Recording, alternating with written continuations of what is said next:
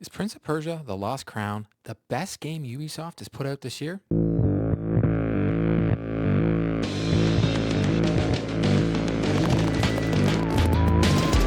The easier answer is yes, because 2024 has just begun and it's only been around for a few weeks. But this may be the best game Ubisoft has put out in the past couple years. They've revitalized the franchise with this release. They took a franchise that hasn't seen a mainline release since 2010's The Forgotten Sands and made it a must-play game for 2024. Forgotten Sands felt like an Assassin's Creed clone and is sitting at a 74 on Metacritic. It wasn't a bad game, but it wasn't a great game. I remember playing my first Prince of Persia game back in the early 90s on my IBM PC. At the time, the graphics and the gameplay blew everyone away. It was the first game I remember that made me think about my next step in traversing it. You had to ensure that the moves you were about to make wouldn't kill you. At the time, you could even hang off a ledge, a game changer in gaming at that time. It was like nothing I'd ever played. Prince of Persia is right up there with Ghosts and Goblins for me. It made me love playing video games. So when I first saw the trailer for Prince of Persia: The Lost Crown, I was so excited. From the trailer, I saw they were turning to what I fell in love with when I first played Prince of Persia, which was the puzzles and the traversal. The art style shines when you play this side-scrolling Metrovania game. When you first start the game, you learn that the kingdom is cursed, and you must save the prince who has been taken to the Forbidden Land.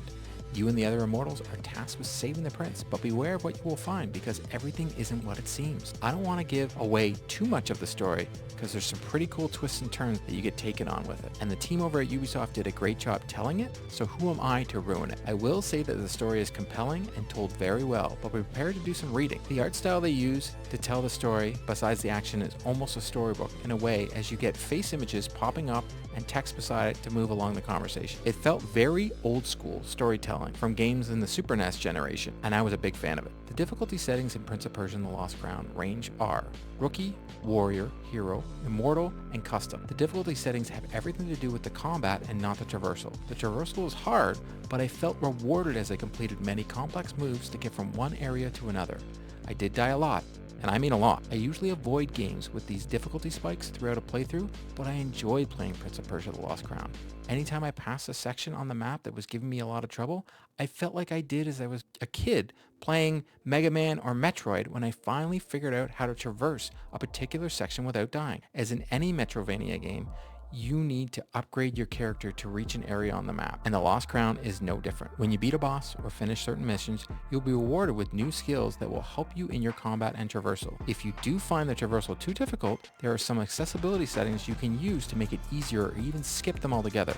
They don't offer a lot of accessibility settings, but there are some. The one I turned on was visible interactions, as it would show you where items are for collection, which would help you get all the trophies or achievements in the game. I'm unsure what trophies/achievements there are because they were all locked. I can't see them. I haven't played a Ubisoft game that doesn't reward you for collecting everything, so I will go on a limb here and say there is a trophy/achievement for collecting all the collectibles. The combat was challenging, but I didn't find it too difficult. Once I learned the patterns of each boss after a couple tries, I had them beat. I played the game on Warrior difficulty, which isn't forgiving at all, so I would hate to see what Hero or Immortal difficulty looks like. All enemies have their weak spots, and no enemy is the same. The smallest enemies can pose a problem if you take them lightly, and the mini-bosses can sometimes appear out of nowhere. I will have finished a challenging traversal section only to think I'm safe and be met with a mini-boss fight. There is a section where you can train and learn your moves and become more comfortable with the parrying system. You can upgrade your weapons, but you will need to find shards that you can use to purchase upgrades in the game. They don't give these upgrades out easily. You can only upgrade your weapons slightly each time. You will be armed with your bow and your swords, but you do have powers and amulets you can use to help you in combat. As you gain more powers in the game, combat becomes easier, and you can easily eliminate enemies. I found sliding under them or jumping over enemies help a lot earlier in the game, and I wouldn't get hit as much. When enemy strikes turns red, you won't be able to parry them, so you must figure out how to avoid the attack. Boss battles are rewarding as you will be rewarded with powers and health, but those pose the most significant challenges besides some of the traversal in the game. The variety of bosses and attacks they had was refreshing, as I didn't find any boss to have the same attack patterns. As you progress, you will acquire Athra surges that you can use in combat to defeat enemies, but you will need to fill up that bar in combat before they're available. Each surge has a different power level, and some are better than others. They're very helpful during mini bosses or boss battles as they take off more health from enemies from normal attacks. Use the traversal and combat to chain together power combos to take out enemies, and you can learn some of those combos in the training area once you've found it. The save states are crucial to your survival in the game. If you don't save, you will be returned to your last save state, and all your progress will be lost. The save states are in the form of trees that you will find in the game, which, when you save, will regenerate your health potions, and arrows, and allow you to change your amulets for different advantages. The amulets are collected in the world from either completing a mission, by purchasing them, or found in chests throughout the world. Each amulet has various powers that give you an advantage during the game, but some take up slots more than others, and those slots are limited unless you upgrade them. Sometimes there is a tree before a boss battle, so you can change your amulets so your advantage are only combat ones, which would help with the boss fight. Some of the amulets you collect are for helping you find hidden items in the world. The large map will uncover as you find areas and save states, but you can also purchase to reveal the maps at certain vendors. There are hidden areas all over the map, but there is an amulet that will help you find called Prosperity Bird, an actual bird that will be by your side and chirp when you're near a secret or an item to pick up. You can add markers on the map to help you know those areas and you need to go back to, using memory markers that will take a photo of that area so you can use it as a guide to why you would choose that area needs to be returned to. Once you have the skill or power required in that area of the map, you can return, claim that chest or item you wanted to get after. You can delete that memory and use it somewhere else on the map.